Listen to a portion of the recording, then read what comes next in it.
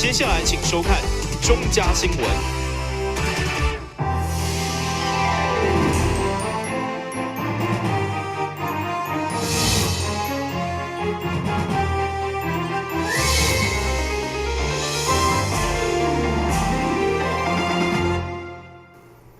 你好，是各位欢迎收看2月23日中嘉台南电新闻。为了感谢媒体朋友过去一冬对市政的支持跟监督，市政府中道特别举办春酒，加速媒体交流。会用出席的市府秘书长吴新修，因为确定加入内政部营建署长，所以嘛成为媒体主要焦点。自新年初一开始，台南市政府特别举办春酒，来跟媒体朋友进行联谊。主要安排甲团表演以外，还有舞彩活动，现场气氛相当热烈。伫地主时，代理市长李梦燕也特别感谢媒体朋友过去对市政的支持甲指教。同时指出，今年是关键的一年，这重大建设拢要开始执行。也很多的重大建设。也在今年陆续的展开，譬如说让大家期待已久的大台南会展中心，就是小巨蛋，已经发包，那么亚太棒球村已经这个少棒场地也已经发包哈，那我们的北外环快速道路也已经发包，最近也要办3月份也会来办这个开工的典礼。那我想这些都是在台南过去赖院长他所擘画的一些重大的建设，我们会持续的来推动、来进行。伫咧春酒餐会当中，上受到媒体注目的，就是市府秘书长吴新修，受到赖议长甲内政部长叶俊荣的看中，决定接下营建署长的位置，希望伊未来伫推动国土规划、都市城乡建设等议题，会当先进沟通协调的能力。营建署在国内是一个负责城市建设很重要的一个机关，那所以在这一次呢，部长也特别希望，就针对都市更新、社会住宅还有国土计划的部分，希望能够借由我们在地方的一些经验，能够协助营建署，在都市更新还有国土计划方面，能够更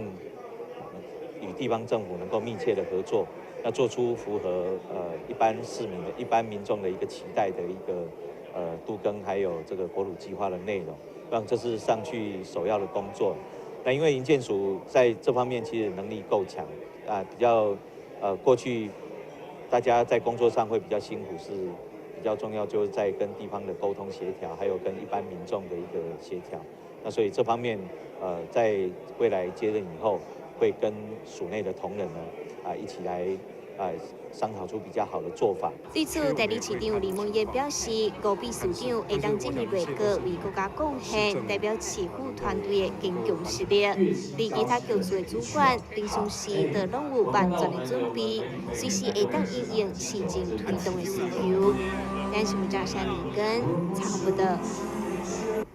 为将台南打造成采芳的城市，有经市长赖清德任内所关键，市立图书馆规划市长书房上午正式甲牌启用。文化局表示，都来要向市民分享市长的藏书，嘛期待该构想会当成为历届担市长的传统。3、2、1，请揭牌。台南市立图书馆市长书代理房市长李正式梦燕、启文化局用。长叶哲山等贵宾的见证，为伫市立图书馆号名市长书房的空间正式开放。局长表示，这就是赖清德担任市长时所提出的构想。伊将伊家己任内民间好友所送的册，总共1000多本的藏书，以文学、生活等高大主题，拢捐出来图书馆，要甲全民分享。而且册顶面除了赖清德影印，更有作家签名，甚至留下创作心情，相当意义。市长书房是赖市长还在任的时候他认为说他自己在任期间有很多的这些作者啦、出版社送给他非常多好书，那他就希望说把这些书捐出来，跟很多爱书的朋友们来做分享。所以就有了这样子的一个市长书房的这样子的一个概念跟想法，所以这样子的一个创意跟想法，其实都来自于赖院长他对于阅读是非常的支持，非常的喜爱，所以也希望说他捐赠给图书馆的这将近1000册的这些书籍，可以让更多爱书人可以来阅读。面对大台南第一任市长赖清德创下这款的典范，嘛，互市长李孟燕相当认同。伊嘛要伫厝内边看卖，对日来观，变成历届市长的传统。能够成立市长书房，那让未来历任的市长他有相关的藏书，或者是民间所赠送的书，都能够捐出来那来跟市民一起分享。那我觉得这个是非常有意义的事情。那我们觉得值得继续的来推广。那我回去也会翻箱倒柜，看有哪些书可以捐出来，那么能够让跟市民朋友大家一起来分享这个角落。假是册爱看才有价值，嘛要请有兴趣的民众拢来现场阅读，只是提册民众袂当借出去。等新闻顾问及郭博义采访报道。为伫新营顶溪北地区的羊棚龟受到过年前一波寒流影响，造成龟仔拢大袂起来，所以上港议长赖美惠邀集这位农民甲农粮署的官员到现场勘查，希望减少农民的损失，嘛协助后续的复耕。议长赖美惠甲多位农民上午带领着农粮署甲区公所等单位来到咸水地区勘察羊棚龟受损的情形，发现包括咸水后壁甲新营地区，大约40-50公顷的羊棚龟，拢受到过年前连续几啊天寒流的影响，龟仔无法度搁继续大，影响收成。因为咱地方的农民朋友来过年这段期间一直反映。讲因所在落去的鸡仔已经拢生鸡仔囝，可是呢，山拢忽然间长拢一直打死去，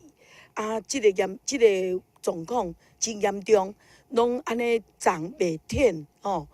鸡仔一直怎死去，甚至已经雕过的嘛拢逼开，嘛无商品价值，所以怀疑讲是因为顶一波的寒流非常的寒冷，拢无出日头。所以伊的长已经伤着败着筋致死着所以咱希望政府单位会当赶紧对农民朋友这个鸡仔的成本每一分地3-4万块，每家当就要30-40万的这个成本，对农民朋友的损失真严重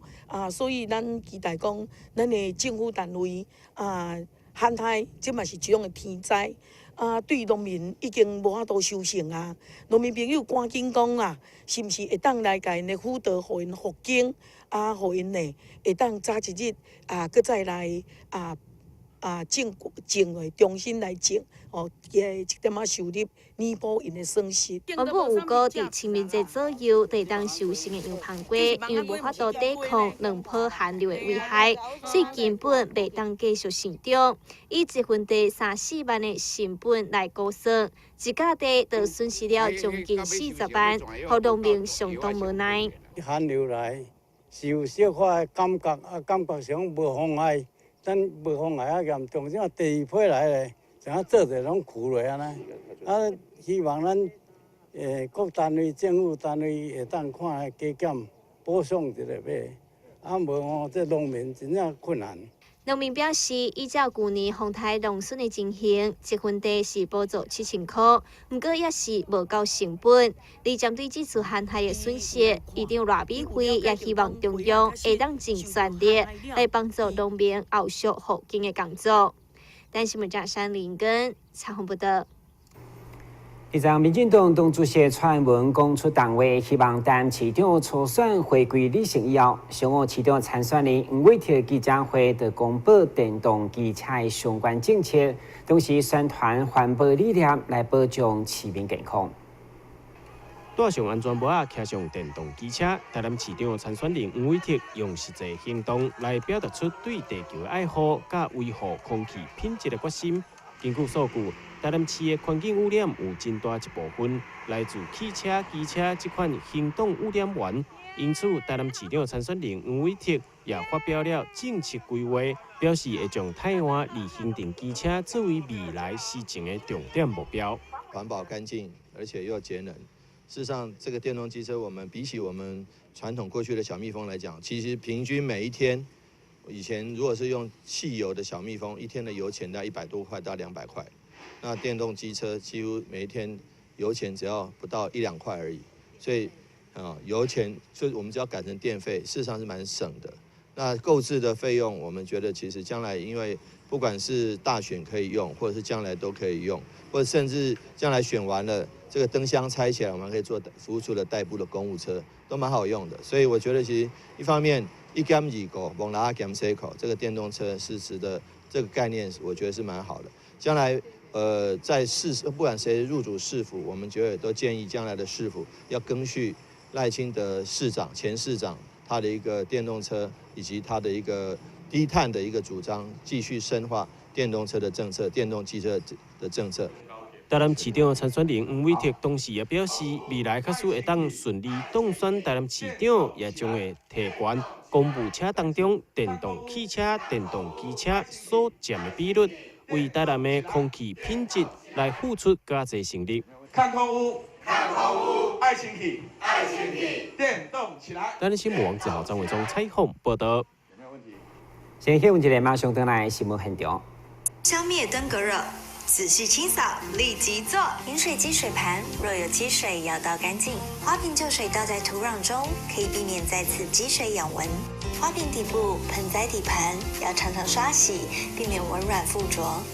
不使用的水桶记得倒质量干净。别忘了食蚊鱼也是消灭孑孓的小帮手哦。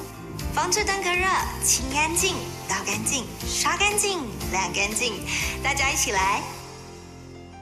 打开一本书，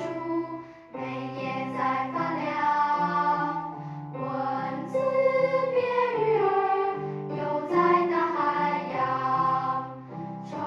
满了。欢迎你和我一起来收看《非读不可》，台南爱读册。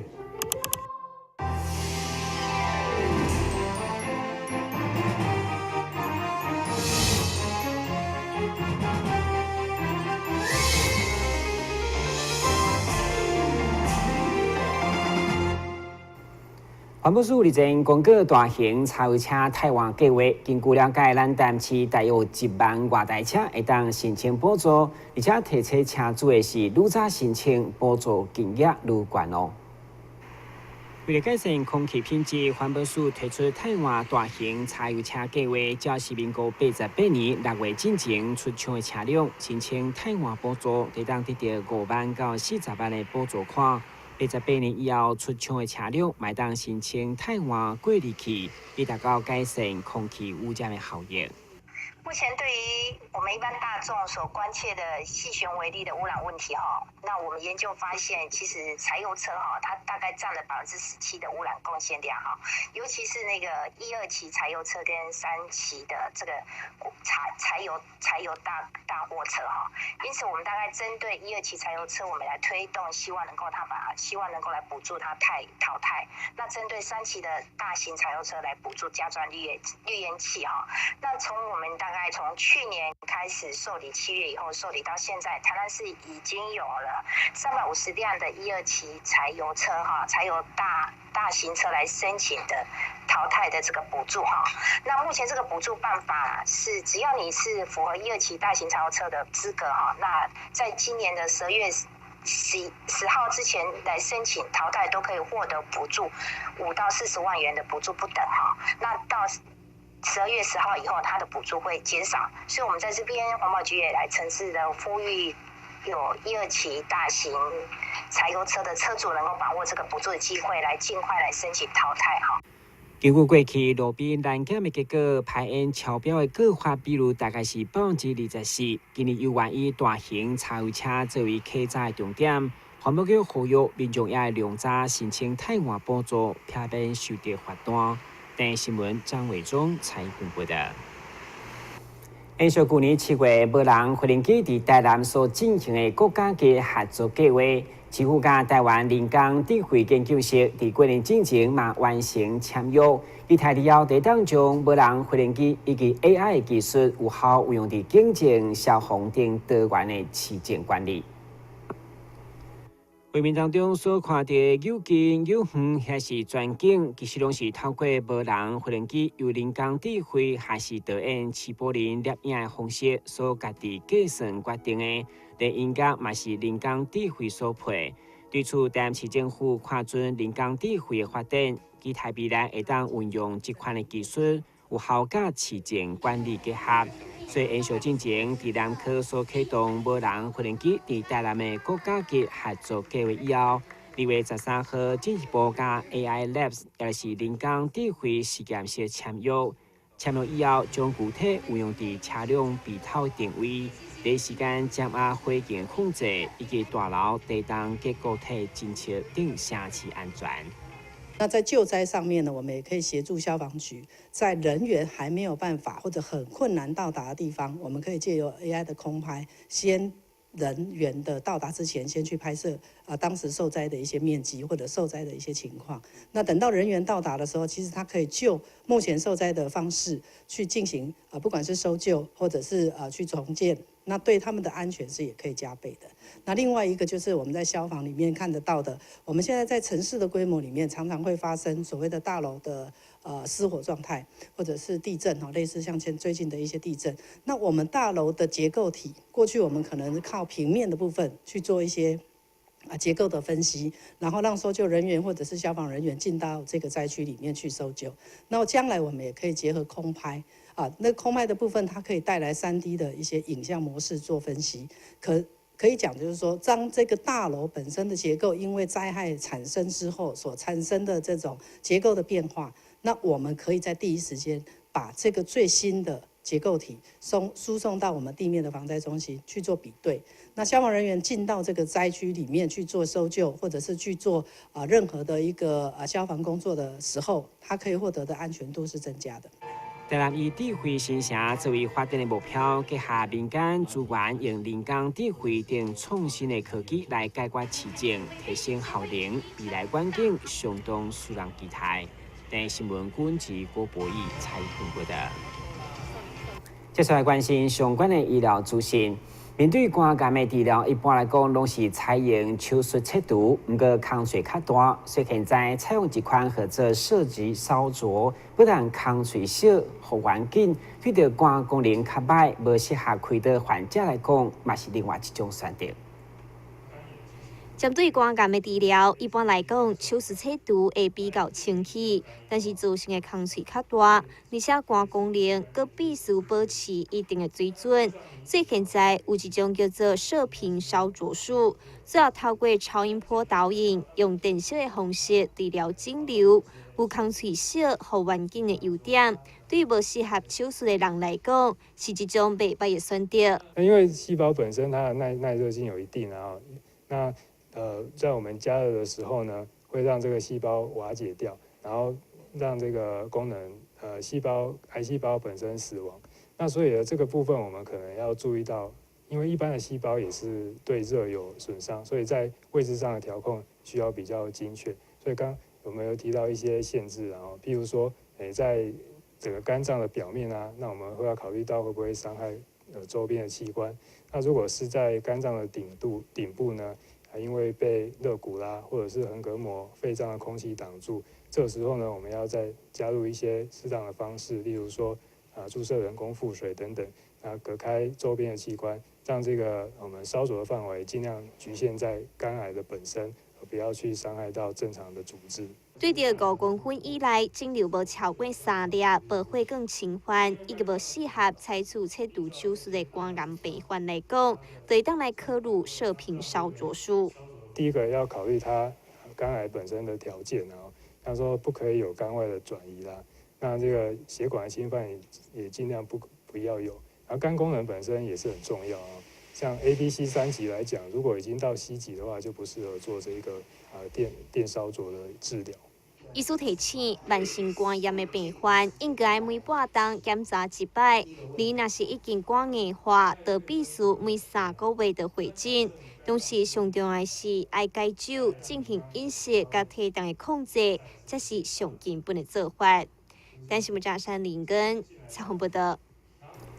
今明36岁陈小姐被诊断出乳癌，医生建议要进行乳房全切除，不过因为影响外观，伊无法度接受。后来到新台病院发现，当采用类似件的微创手术，合并第一时间的乳房重建，才可以顺利接受治疗。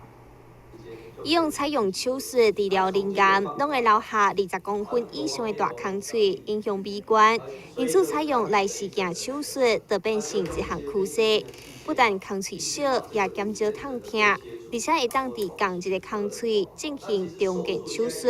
比较会当比一般人接受。以往乳癌手术会造成一个很长的伤口，约20-30公分在病人的前胸。那我们现在希望透过乳癌微创手术，让伤口缩小，而且可以同时达到重建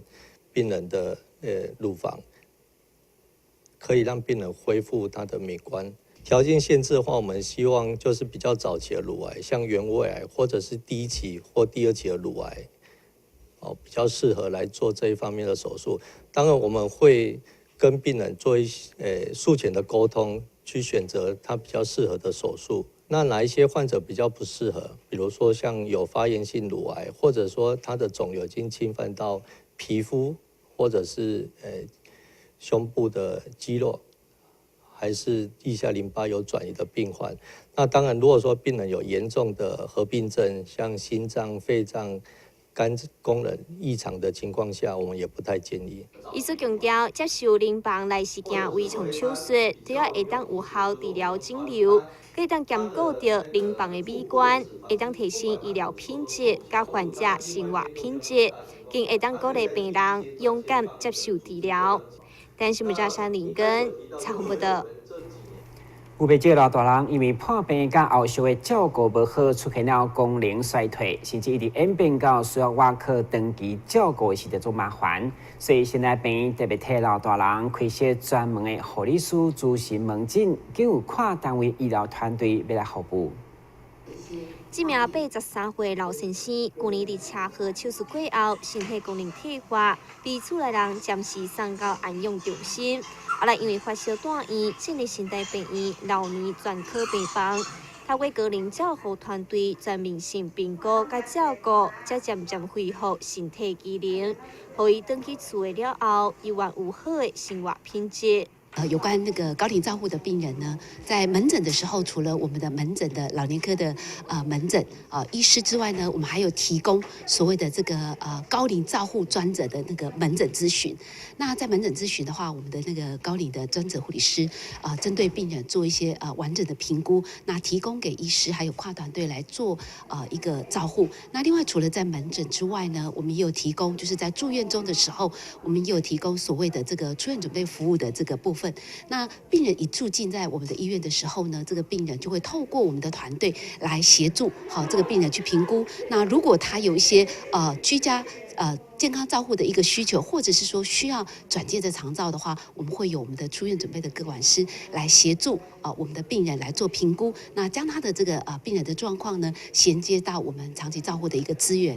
护理师是第一线的临床照护者，除了来外科疾病的专业照护治疗以外，更需要有个人的照护能力，以提供个人者周全的照护。所以现在病院护理部伫2年前也开始培养政治教师，并推广到院内各单位，希望全面性提升个人照护品质。但新闻郑雅山、张伟忠采访报道。下面来关心详细的天气变化。